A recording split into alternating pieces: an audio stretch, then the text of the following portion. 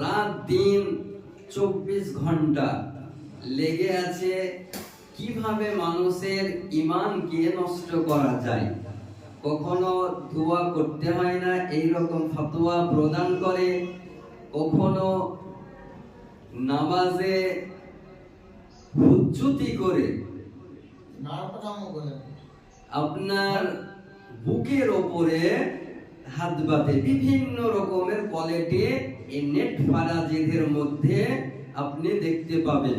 তারা এখন নিত্য নতুন নামে আত্মপ্রকাশ করেছে, নামধারী আহলে হাদিস। তো দোয়া কত বড় একটা ইবাদত আপনারাকে একটু বলি যে দোয়া তাকদীর কেউ বদলে দিতে পারে। আমার মহানবী সাল্লাল্লাহু তাআলা আলাইহি ওয়াসাল্লাম বলেন, লা ইয়ারুদ্দুল কদারা ইল্লা দুআ ওয়া লা ইয়াজিদু ফিল উমরি ইল্লাল বিরর। তিরমিজি শরীফ হাদিস নাম্বার 2139 এর মধ্যে উল্লেখ রয়েছে, দোয়া তাকদীর পরিবর্তন করে দেয়। দোয়া তাকদীরকে বদলে দেয়। এই হাদিসটি ইবনে মাজাহ হাদিস নাম্বার 90 এর মধ্যে উল্লেখ রয়েছে, আহমদ 222385 এবং মুস্তাদরাক লিল হাকিম প্রথম খণ্ড 497 পৃষ্ঠায় এই হাদিসটিকে সহিহ বলেছেন। ইমাম যাহাবিও বলেছেন এই হাদিসটি সহিহ।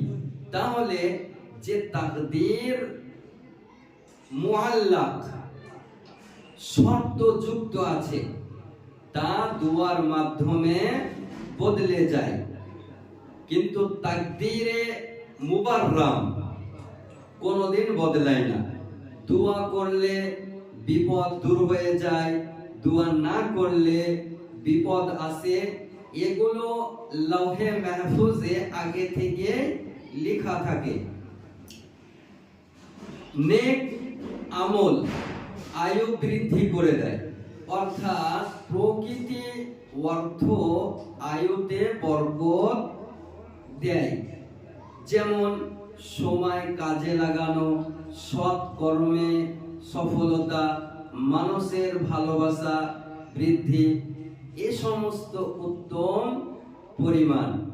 তাহলে এখান থেকে এই হাদিস থেকে দিবালোকের ন্যায় প্রমাণ হয় যে দোয়া তাকদীরকেও বদলে দেয়, ভাগ্যকেও বদলে দেয় এবং আয়ু বয়স বৃদ্ধি করে দেয়।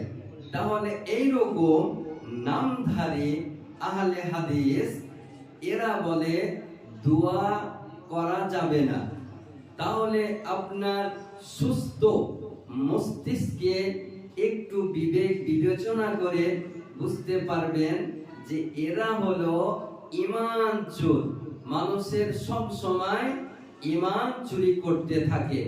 এদের কাছ থেকে আপনাকে আমাকে কমপক্ষে 10 কিলোমিটার দূরত্ব বজায় রাখতে হবে এবং এদের কাছ থেকে ঈমান সুরক্ষিত রাখতে হবে।